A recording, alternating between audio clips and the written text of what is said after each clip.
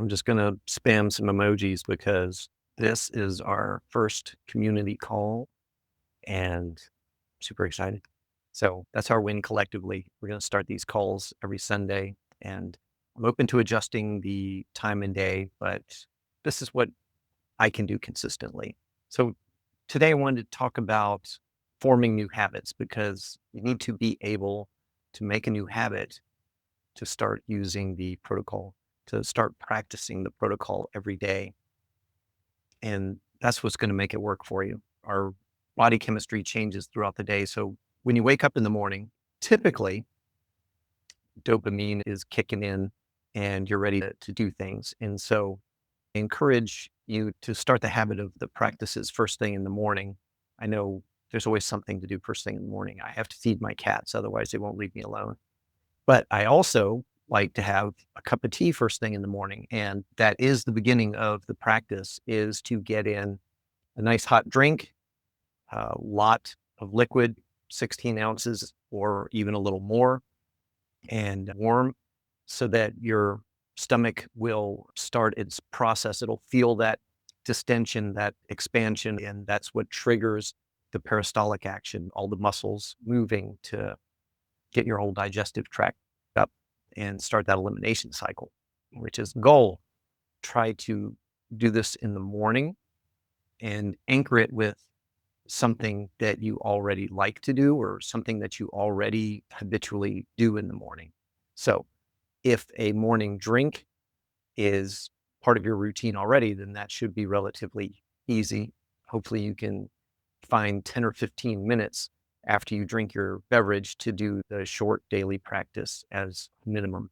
That belly massage, the intestine pumps, a few of the other short exercises in there. And gosh, I think we have about 8 short daily practices to choose from in the classroom or on YouTube. So anchoring that in.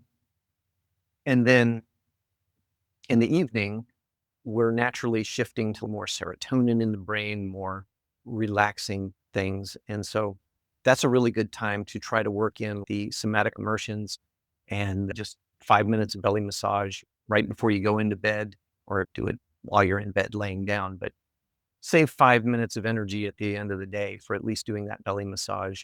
And that is also an excellent time for the somatic immersions, which are typically doing these at those times. That's an optimum to work with our body's natural rhythms. And if you can continue that for 21 days, that is in the scientific community, the accepted time of forming a new habit that just becomes automatic. It just feels weird if you don't do it. So 21 days. And of course, we just take it one day at a time, and don't beat yourself up if you can't work it all in on particular days, because life is busy. And that is probably a big part of the reason that we're all here, is that stress and busyness of life tends to shut down our whole lower body functions. That autonomic nervous system is running in fight or flight, and we never really take the time to relax and let those body processes, that rest and digest cycle, let those body processes turn on. So that's just the overall picture of forming new habits. It really is that simple. It's easier to just to insert a new habit than it is to break an old one. Lucky for us, this whole protocol doesn't really require you to stop doing other things unless your diet is just truly part of the problem. But most people, by the time you've come here, you've probably tried the basic diet stuff of getting enough hydration and eating an adequate amount of fiber, not too much. Does anybody want to comment on any barriers that they see in their particular life to actually starting these habits? What sort of challenges have you been experiencing? Time, yeah, time's the common one. Go ahead, just put them in the chat. Space, yeah, sometimes it's hard to find a quiet spot if you live with other people or if you have a overly exuberant dog. Yeah. So chiseling out the time and the space and committing to it. And I'm going to add to this, starting with just the 5 minutes belly massage. If you can't do anything else, that's going to do a lot to help you feel better and get things moving. And then hopefully you can expand that time and include the other exercises. Good. Okay. I wanted to answer some questions. Feel free to drop questions in the chat, but I already got several and printed them out because I don't know if I could handle having multiple screens open to receive things. Don't understand my symptoms. Started becoming constipated 3 or 4 months ago. Miralax was helpful and then stopped working. That's super common. Don't worry about that. Miralax really is, I know if you've been to a doctor about this, that is a common thing. They tell you, oh, just start using Miralax every day. But lots of people find that that only works for a matter of weeks or months and then it stops. I tried a high fiber diet and that seemed to make it worse. That is also something that can happen. I saw GI and was prescribed a laxative and also have a colonoscopy scheduled for next week. It always feels like I have stool stuck in my rectum. I'm confused about why my stool's gotten softer, but still difficult to pass. So stool softness is good, but motility, which is the medical term for things moving through your gut is actually in segments. And so different parts, it might just be one part of you that's shut down a little bit. And this can be embodied tension, which we talk about a lot in the course because it's really the focus of what we're trying to address. And and there could be other medical reasons, which your colonoscopy will help figure out. But that's totally common, nothing to freak out about. And you're getting some medical attention. That's good. And then these practices, getting started on them and paying attention, just observe of how that might change things and see if that will get things moving. Where the other thing I'm thinking about is if your tension is right at the rectum, which is also super common, especially for people that sit a lot. If you sit all day at work, that sort of thing, you can have weak pelvic floor muscles. And we do have one video in the course that addresses that with some short exercises, but there are therapists that specialize in pelvic floor dysfunction, PFD, and certainly your GI can refer you to someone there that can help you more with that. But try the quick exercises that are in the video. They involve sitting on a tennis ball to sort of, it's basically you're massaging those muscles down there to make your body more aware of that area and that'll should help you relax those muscles and just see if that helps. But in the meantime, keep up your medical exploration. Okay. But yeah, embodied tension. Let's see. This person's teenager. I had my last bowel movement a couple hours ago and I feel something stuck. Felt really itchy afterwards. Been having signs of constipation. Okay. That could be like a hemorrhoid or some kind of fissure. Basically, a damage in that area and small stuff will heal over time. And so the key is to keep your stool really soft. Doing the exercises to keep things moving will really help. And try to relax when you're on the toilet. Don't push or force anything. Those hemorrhoids can get worse fast if you struggle with them, if you fight them, if you push things. So learning to take your time. We're in such a time challenged culture that sometimes getting a bathroom break in, it's something you have to do in a hurry or you have a short window of time. And that's just the worst thing for us. And so being able to take a little time there and relax and not force anything is going to go a long way to helping that inflammation settle down. And sorry to say, it can take 6 weeks or so before you feel a lot better, but hopefully you'll feel better in a week or two of really paying attention and taking care of yourself there. There is an article, I'll make sure it's posted in the classroom on hemorrhoid care. Let's see. What else do I want to say about that? Yeah, that's it. I'll make sure that article's there. I'll check on that. Let's see, it was somewhere. I just used a glycerin suppository and waited 30 minutes for the urge. I had an urge, but I went because I was rushing for time.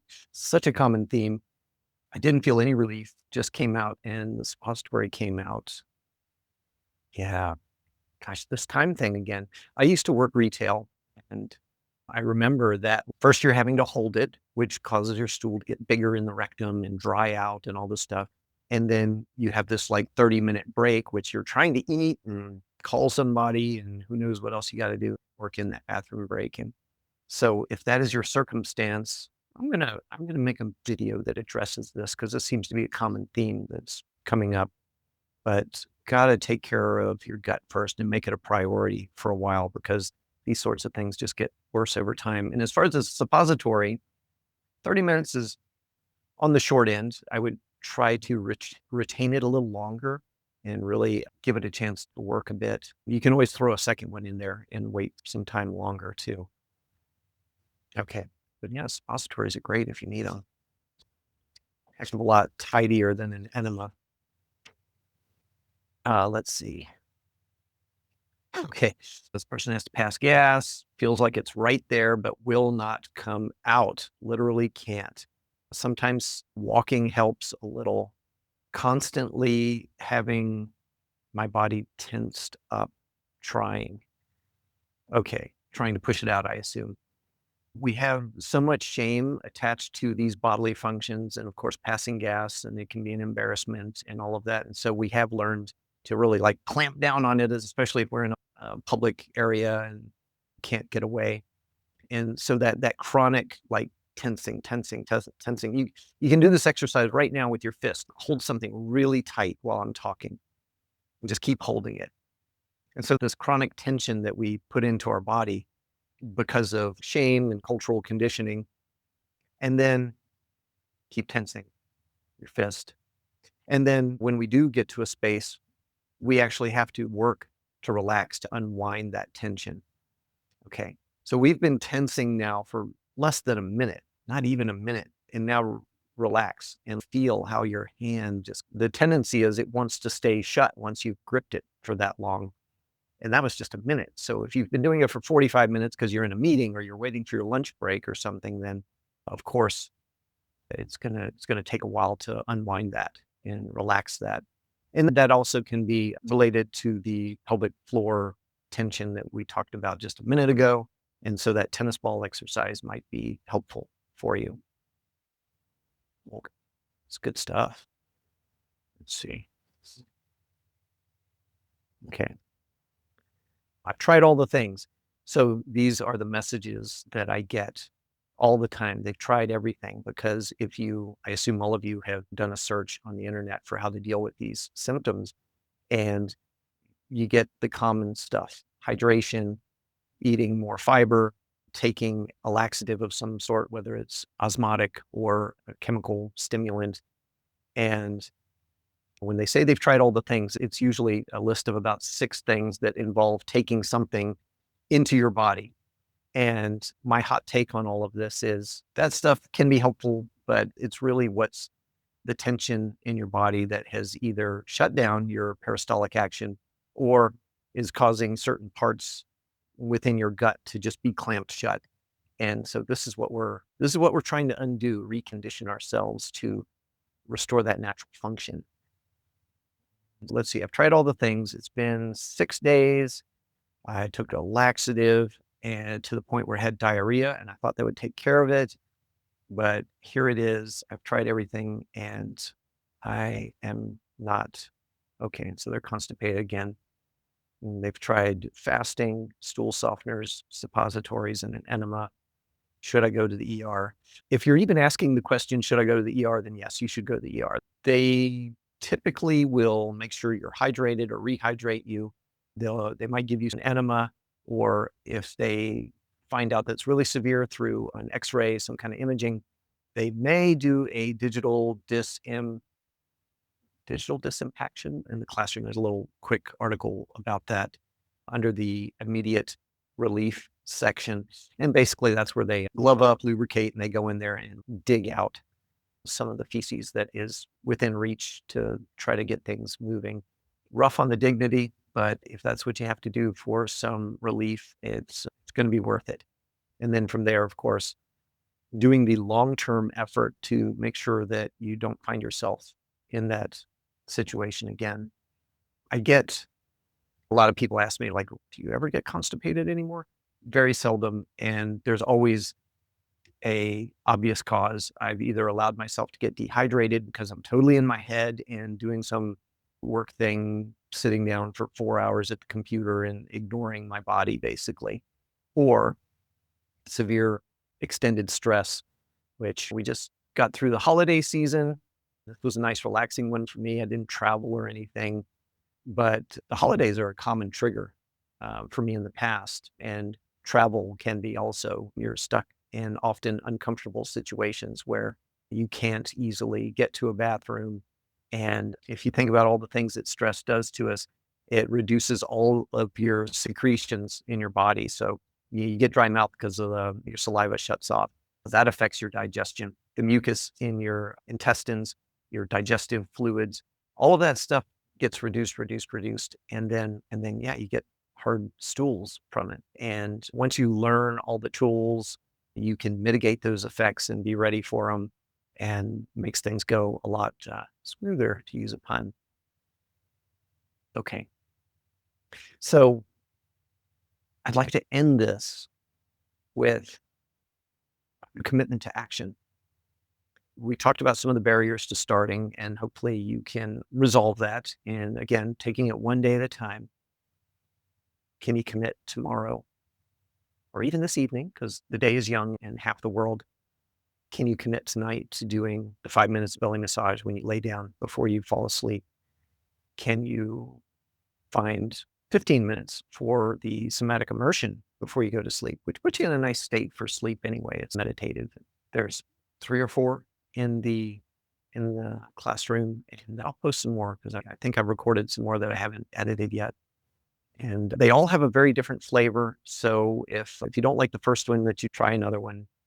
I've used guided meditations from Sam Harris and Joe Dispenza and some other folks that you just find certain styles that you like, and there's a wide variety out there.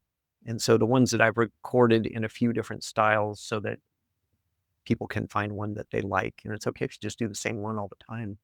It works to get your energy in the right state, and that's what's important. And strengthen your own somatic awareness so that you know what's going on in your body, and it's harder to knock you off a good track when you're on it. So please take that action, commit, and I look forward to you being able to share your win on our next call next Sunday. And thanks for watching.